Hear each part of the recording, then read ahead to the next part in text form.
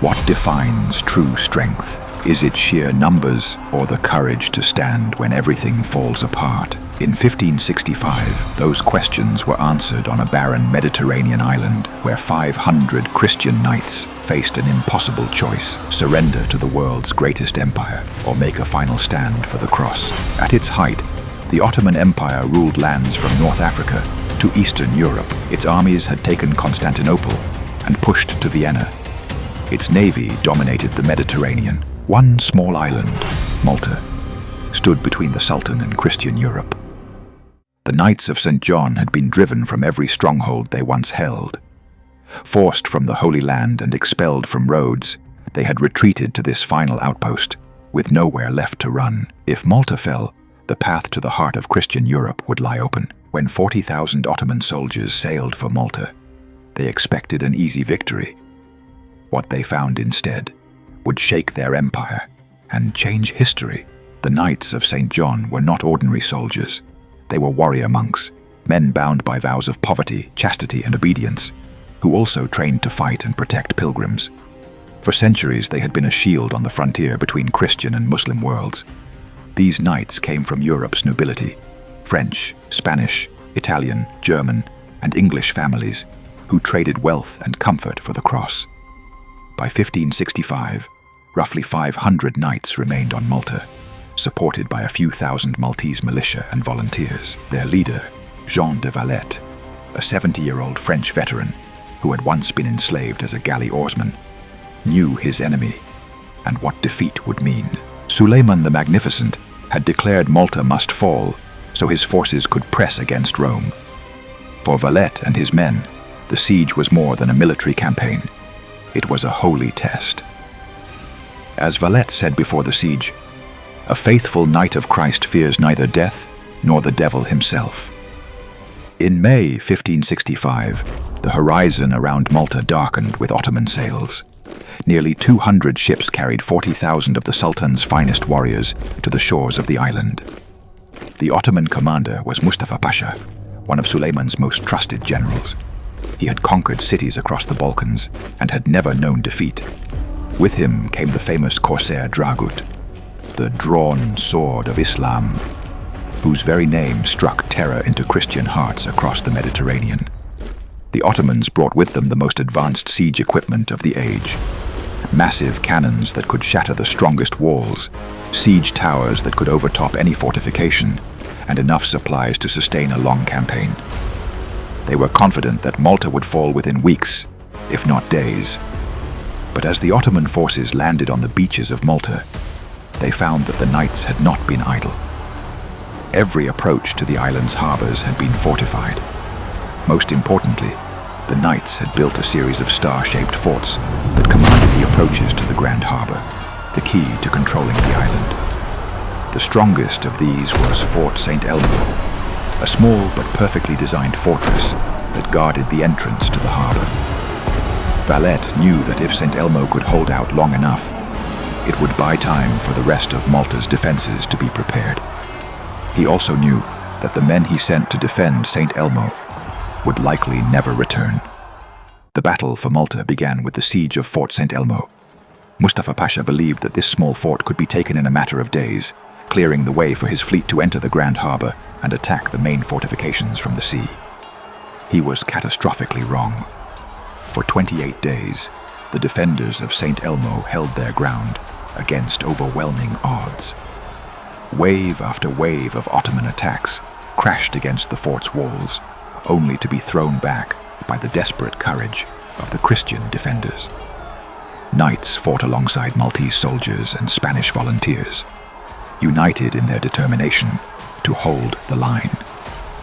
On June 23rd, after 28 days of siege, Fort St. Elmo finally fell.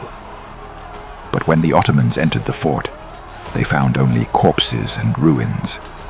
The last defenders had fought to the death, taking thousands of Ottoman soldiers with them. The fall of St. Elmo was only the beginning. With the harbor entrance secured, the Ottomans turned their attention to the main fortifications, Fort St. Angelo and the fortified city of Birgu, where Valette and the surviving knights had made their headquarters. Throughout the summer of 1565, the siege continued with unrelenting fury.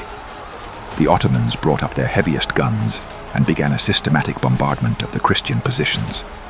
Day after day, the walls were pounded by cannon fire. Night after night, the defenders worked to repair the damage.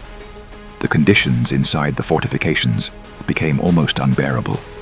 Food was scarce, water was rationed, and the summer heat was oppressive. Disease began to spread among the crowded defenders. Many of the knights were wounded, and medical supplies were running low. But the knights never wavered in their faith or their determination. Every morning, they would gather for Mass, praying together before taking their positions on the walls. Every evening, they would recite the Rosary, their voices rising above the sound of Ottoman cannon fire. The Maltese people proved to be worthy allies of the knights. Men, women, and children all contributed to the defense. Women carried ammunition to the walls and cared for the wounded. Children served as messengers, darting through the rubble-strewn streets under enemy fire. By August, the Ottoman position was becoming precarious. They had lost thousands of their best troops in the failed assaults. Disease was ravaging their camps. Their supplies were running low, and the summer heat was taking a terrible toll on men who were far from home. More importantly, word of the siege had reached the courts of Europe. The Pope called for a new crusade to save Malta. Spain began assembling a relief force. Across Christian Europe, prayers were offered for the defenders of the island. The Ottomans made one final, desperate attempt to take the fortifications by storm. On August 23rd, they launched a massive assault against the walls of Birgu. For hours, the battle raged with unprecedented fury. Ottoman soldiers fought their way onto the walls, only to be thrown back by the desperate courage of the defenders. At the height of the battle, when it seemed that the walls might finally be breached, something extraordinary happened. The great bell of St. Lawrence began to ring, calling every able-bodied person to the defense. From every corner of the fortifications, defenders rushed to the threatened section. Knights, soldiers, civilians, even wounded men who could barely stand, all joined in the final effort to hold the line. The Ottoman assault was repelled, but at a terrible cost. The defenders were exhausted, their numbers depleted, their ammunition nearly gone. It seemed that the next attack would surely succeed, but the next attack never came. On September 8th, 1565, the feast of the Nativity of the Blessed Virgin Mary, lookouts on the walls of Malta spotted sails on the horizon. A relief force of Spanish and Italian troops, about 8,000 strong, had finally arrived. The sight of these reinforcements had an immediate effect on both armies. The Ottoman troops, already demoralized by months of fruitless siege, began to lose heart. The Christian defenders, inspired by this sign of divine providence, found new strength for the fight. Valette, despite his exhaustion and wounds, ordered his men to prepare for one final sortie. As the relief force landed on the beaches, the knights and their allies burst from the gates of their fortifications and attacked the Ottoman positions. The effect was devastating. Caught between the relief force and the garrison, the Ottoman army began to collapse. Soldiers who had fought bravely for months suddenly found themselves in full retreat. The disciplined formations that had conquered half of Europe dissolved into a panicked mob. Within days, the survivors were boarding their ships and sailing away from Malta, leaving behind thousands of dead and the wreckage of their ambitions. The great siege of Malta was over, but its consequences would echo through history. The Ottoman Empire, which had seemed unstoppable, had suffered its first major defeat in decades. The myth of Ottoman invincibility was shattered, and the expansion of the empire into Western Europe was permanently halted. For Christian Europe, the victory was seen as nothing short of miraculous. The Pope declared that Malta had been saved by divine intervention. Across Europe, church bells rang in celebration, and thanksgiving services were held in every cathedral. The Knights of St. John had proven that faith, courage, and determination could triumph over overwhelming odds. Their sacrifice had saved not just Malta, but all of Christian Europe from Ottoman conquest. Jean de Valette became a hero throughout the Christian world. The new city built after the siege was named Valletta in his honor, and it remains the capital of Malta to this day. But perhaps the most important legacy of the siege was spiritual. The knights had shown that it was possible to stand for one's faith, even in the face of impossible odds. They had demonstrated that there are some things worth dying for, and that courage rooted in faith can overcome any earthly power. What can we learn from the great siege of Malta?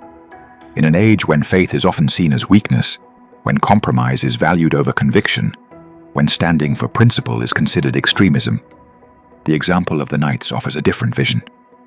The knights understood that some things are worth fighting for, even unto death. They knew that their faith was not just a private matter, but something that demanded public witness and sacrifice. They were willing to give up everything for the sake of their beliefs. Most importantly, they never lost hope, even in the darkest moments of the siege. When their walls were crumbling, when their food was running out, when death seemed certain, they continued to pray, to fight, and to believe that God would not abandon them. In our own time, when the forces of secularism and materialism seem overwhelming, the question is whether we have the faith, the courage, and the determination to stand for what we believe, no matter what the cost. The Knights of Malta answered that question with their lives. How will we answer it with ours? The 500 knights who defended Malta knew that they were fighting not just for an island, but for the survival of Christian civilization itself. They understood that sometimes a small group of faithful people can change the course of history. Their victory reminds us that with God, all things are possible, and that faith can indeed move mountains, or in this case, defeat empires.